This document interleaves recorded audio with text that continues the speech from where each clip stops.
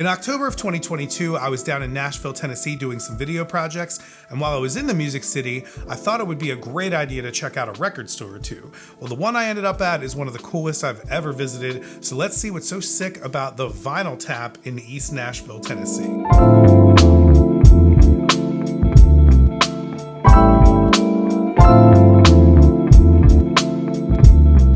About a year ago, I was in Nashville doing similar video projects, and one of the places I tried to visit but didn't get a chance to was Stubbs Record store, and I'm really sad because apparently they closed after 70 years, and it was a Nashville staple. So I immediately started searching and looking up other best record stores in Nashville, and the number 2 place to come up was a place called the Vinyl Tap. Really quick, number 1 was a place called Grimey's, and it's an old converted church, which I didn't have a chance to get to, but I hear it's amazing.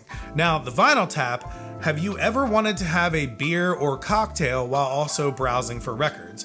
Then look no further. This place is the greatest concept I have ever seen, or depending on your situation, maybe it's the worst concept because you'll get drunk and start buying a ton of records. You decide. I'm for it, and I was blown away by this place, but I don't want to take up any more time. I was so lucky to have the chance to meet Todd Hedrick on a random Saturday at the Vinyl Tap when I went in. This was not planned at all, except I kind of planned on ambushing the place to possibly get an interview, to which Todd and the bartender, who was actually a Philly native as well, small world, were more than accommodated and so gracious of their time. So let's hear it from Todd all about the Vinyl Tap in East Nashville, Tennessee.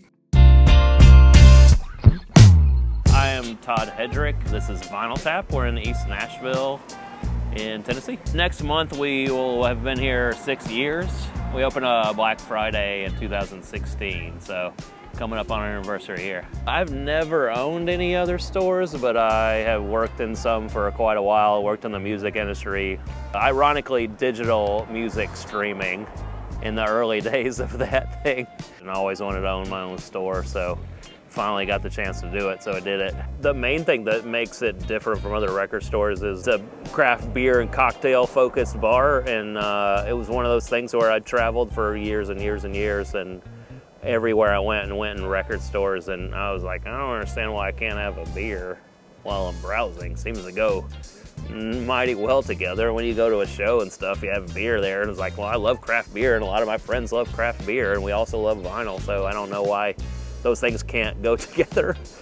And then here we are. Never owned a bar. I have zero experience in the bar world, but my business partners had been working for Jack Daniels for quite a number of years, and so did bar visits and all that sort of thing, and sort of had a good inkling of what was happening and how to get it going, and then originally hired a really good bar manager that had a lot of experience and knew what he was doing, so got right up and running. I am originally from East Nashville, actually, and we have generations here in my family, randomly. We've been in the neighborhood for, I don't know, I'm a 5th generation East Nashvilleian, and then the family's been in Nashville for 9 generations or something, so this was a laundromat when my mom was a kid called the Family Wash, and she used to bring her laundry and my grandparents' laundry up here randomly. So when it became available, and then it was most recently also a kind of historic Nashville restaurant and venue called the Family Wash also. When they moved in, they opened that, and that was here for a long time, and so it was a place that I live a mile from here. And so then when it came open, and it was right at the same time that we were able to start doing this, it was like, oh, that's the place. That has to be the place. So that's how we ended up in this building. So, yeah. A lot of history. A lot of weird history, yeah, coincidentally over decades. Kind of one of our main things is bringing in a lot of new releases. There's a lot of things being pressed now that have never been on vinyl that are reissues, and then there's also a bunch of new albums coming out all the time, especially Nashville focused. And so we bring in a ton of titles every week, and so we have a lot of the same people here all the time, which is great. So we make sure to bring attention to, like, these are the things that just came in, so they know where to look first. But you know, there's no lack of albums coming out at this point, so it is, yeah, it's an easy thing to do. So that's kind of where we start, and then we're all genres more or less. There's not really any pop country in here or any Christian rock or anything. Otherwise, it pretty much runs the gamut, and you know, we have a pretty broad selection that tends to do well all around. So obviously, probably half of it is rock music, but the other half it's not, so good variety. All these great people live here and are all making really great music, and a lot of times we have their records signed, you know, it's people that we know or work with their labels or their management or with them directly, so yeah, it's exciting. And then people, you know, really are pumped about that when they come in the store and they say like, oh, you know, I love Lara Lynn, or I love Amanda Shires, or I love Todd Snyder, and then they've been in here and they've signed those records for us. So, you know, just adds that other thing. I think we're very lucky in Nashville, especially, to be able to have those relationships. I don't think that's true in a lot of places.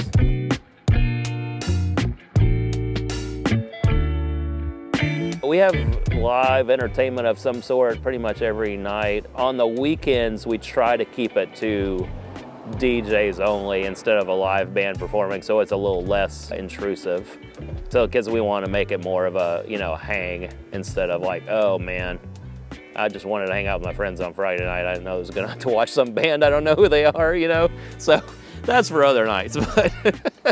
But you know, we also are pretty picky about who we bring in and that sort of thing. But you know, we have such an ability here to book people all the time, and we have tons of friends and then just tons of people in the area that want to spin records, and so we're able to get a lot of variety. Hello Honky Tonk DJs are here tonight playing classic country and that sort of thing, and then we'll have metal nights, and we'll have jazz nights, and you know, indie rock nights and all that sort of thing. So you don't know what you're going to get till that night. It's not ever a specific thing, but we always try to let people know in advance. But yeah, so just like to keep a little bit of variety, you know, all the time. So I am definitely a vinyl collector. I mean, that's where this whole obsession came from. And you know, like I was saying, Grimey's has been one of my favorite stores, and it's been here for 20 plus years, and that was where I shopped every week until I opened my own store. And every time I travel, I try to find the record stores there in that whatever city it is. So that's a never ending, and that's not changed whatsoever. I'm looking for everything all the time, and it's exciting when you go somewhere else. They have something that I can't get, at least at the moment, you know, or something like that. So yeah, it's you know, it's that never-ending quest and buzz for finding records. I have a bunch of stuff just come in here, and then I take those a lot of times for my collection at home. Things that I'm really into anyway. I was really excited about the Wilco Yankee Hotel Foxtrot 20th anniversary, that giant box set. So that was pretty awesome. I'm super into King Gizzard, and there's pretty much a new record of theirs, live or studio, out every week. So I'm always grabbing those. But then, yeah, the Blue Note Tone Poet stuff, I grab those all the time. I think those are, like we talked about, amazing selection and sound and quality and packaging and everything. I ordered, because we couldn't get it here, I ordered Lola Kirk's first album off of Discogs. She put a great record out on Third Man Records 6 months ago or so, and played an in-store here, and we loved having her. It was fantastic. And then, yeah, I could never get her first record through any of my distributors, so I did buy that outside of the business.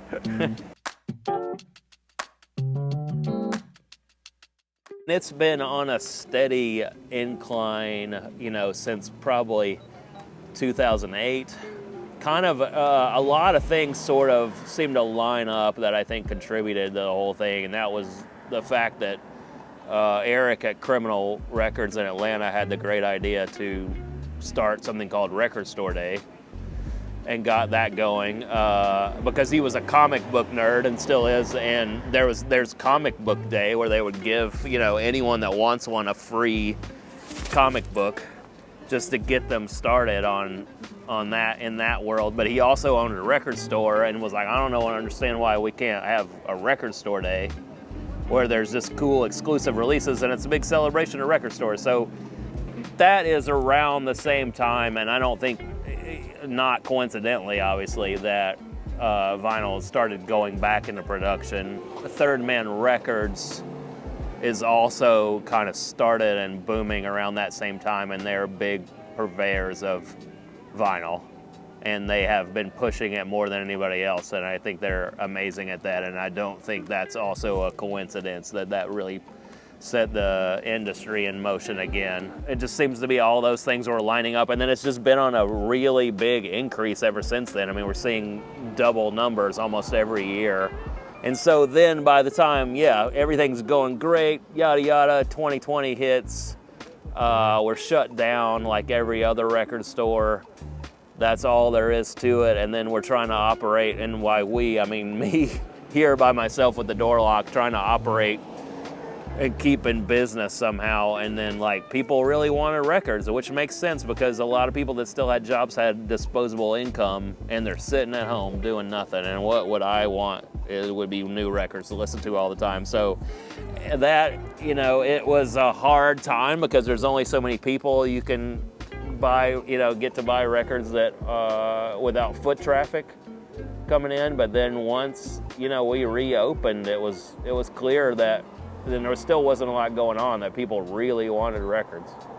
And I totally get it. And they sold us all of their records that they had been listening to for 6 months at home every day and didn't want anymore. And they were all really good records. So the used business started booming too, which is great. And it wasn't that they were like broke and trying to get rid of stuff. It was like they wanted new records. So they were getting us their old stuff and buying new stuff. And it just seemed to be like pretty consistent since then. Everything's kind of come back around now, and that business has not slowed down. It really took the bar a long time to get back where it was, because we have a great clientele, which is awesome, great, reasonable people, and they didn't want to go to a bar as much as they loved coming here, and I get it. I don't want to go to a bar either. I just was here because I own the bar. So that took a lot longer to come back than the record business did. That's just been steady ever since. So the record business supported the bar. Yeah, and that had never been the case. The bar had basically been carrying the record store for many years, and then they finally started to like balance out. And I was like, oh yeah, we're not making any money in the bar at the moment, but like people are buying records. So, which makes sense, because they could do it themselves at home and they're not worried about being in a social situation where they can, catch COVID, obviously. So we're actually working on a Shopify store right at the moment where it's going to have our entire new record selection inventory on there to mirror up with what we have in the store. You can find us at vinyltapnashville.com. We are at Vinyl Tap Nashville on Facebook and Instagram, at Vinyl Tap Nash on Twitter. We're at 2038 Greenwood Avenue, Nashville, Tennessee, 37206. So yeah, thanks for coming in. I'm glad I was here too, because I'm not here on Saturdays this late or that often. So just happened to be here today, so that was great.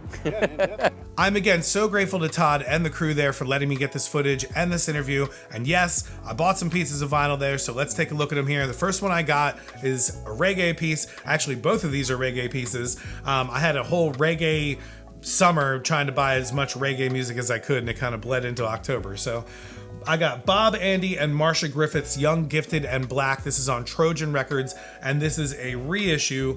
The hype sticker here says, classic 1970 album featuring reggae music's most popular singing duo. I don't know if that's the case, but they're pretty popular here. But there's the album cover, if you want to see that. And this is on red vinyl here. So beautiful, nice, opaque vinyl. And it's got the Trojan reissue logo there. So very, very cool. And the cover here is not bad. This is a 1970 issue. And so it's a little bit more on the disco-y side or a little bit more on the soul side, but there are some really nice reggae gems on this one. I'm a really big fan of Marcia Griffith, so if I see her name on anything, I'll pretty much buy it. And the fact that it had this awesome red vinyl, it was a no-brainer for me. The next piece in there, I actually have been looking for this for a very long time. It went out of print for a while, and now they've come and reissued these again. This is Soul Jazz Records, Jackie Mittoo, the Keyboard King at Studio One. Now, I have pretty much been on the hunt, and like I said, this whole summer I've been collecting tons of reggae records, and I've been getting a lot of these reissues of the Soul Jazz Presents Studio One. They have Studio One Soul, they have Studio One Rockers, they have Studio One Women, and I've been getting all of them on really awesome colored vinyl, and this is the same. This is a reissue for 2021. I think it was a Record Store Day reissue. It has here limited edition one-off pressing, also includes the download code, but it's a 20th anniversary. I can't believe these records have been out for 20 years already, man. I remember finding this in 2002 as like an illegal download, and it was amazing when I found it then. But this is on blue vinyl, which is really, really sick, and I really like, there's the blue vinyl there, and we'll show the album cover. We didn't get into the cover there. The cover is real sick. Now this is a gatefold edition as well, but I keep a lot of my gatefolds still in the shrink because I like to keep the hype sticker on, so I don't have the gatefold open. But this is a really awesome reissue of a really great record. If you're into any type of rocksteady reggae or instrumental reggae at all, this is all instrumental and all organ driven. This guy is really good. Jackie Mitsu, definitely highly recommended. His original stuff is really hard to find, but when you get these reissues, it just sounds great. So I would definitely go with these when you can. I totally geeked out on the place and bought as much stuff as I could. I got this shirt, as you can see. But another amazing thing that these guys did, I saw this Daptone placeholder on the shelf there, and I was like, hey, is there a Daptone section? And they're like, no, we just got this from the label. They sent it to us just as a promotional copy during the Sharon Jones and the Dap King Live at the Apollo stuff. And I was blown away because I don't usually see these, and record stores definitely don't sell these. So I immediately asked him if I could buy it, and he was so cool and was just like, here you go, man, you can have it. And I was like, are you serious? Like, this is before I asked to do any kind of interview or anything like that. So like, he just totally gave this to a person that walked into his store who just asked for it, which is just awesome. I mean, like, record stores don't ever do that kind of stuff. When they have like promotional things from labels, they don't ever hand that stuff out. So the fact that I got this, I'm just so psyched for it. You can check it out here. Daptone Records, still the shit, and it has all of their amazing artists on it, including the Frighteners and the Budos Band and Lee Fields, who is actually on tour right now, which I'm gonna go probably see in a couple weeks here. And Penrose Records is also on here, which means this is actually pretty new. And it also has Wick Records and Dunham Records and Eversoul. These are all of their imprint labels that are on Daptone Records. So I love this thing. It now sits on my shelf wherever I present all of my records that are playing at the time. They just sit here and you can see Daptone, which is just great. I love this thing. I'm very, very, very excited to have it. Very, very cool. Thank you very much for the Vinyl Tap and Todd Hedrick for giving this to me. Very cool. One last time, another great thank you to the Vinyl Tap and Todd Hedrick for doing this interview. Seriously, if I lived in East Nashville, I would go there every day. It would be a local hang. I would be in so many fights with my wife for how much I'm drinking and buying vinyl. But all jokes aside, if you're ever in East Nashville, go to the Vinyl Tap. It is really awesome. I've been in some arcade concept bars and they are really cool, but this is the first record store bar that I've ever been to, and it was everything I hoped it would be. I'll be honest, I thought it would be more bar than record store and maybe just have like a couple of boxes lying around or something like that, but there was a lot of really great stuff in there. There's a lot of Tone Poet stuff, like you said, a lot of local artists, new vinyl, metal, you name it. I was impressed. I bought pieces of vinyl. It was awesome. I would love to do this kind of thing again. If there are any shops in the Philly tri-state area that would be willing to be featured on here, hit me up. If you have a place outside of that area, still hit me up. Maybe we can work something out. I want to definitely keep doing this, so let me know in the comments if you like this kind of video, and for sure hit up the Vinyl Tap locally and online. Links are in the description, and please subscribe to this channel so I can keep this going. It would be awesome if I had enough backing to do this all over the place, so let's try and get there. Subscribe and like and all that good stuff. Okay, I've said enough. I'm gonna go chill to a beer and this Jackie Mitsu record, and I will see you guys on the next one.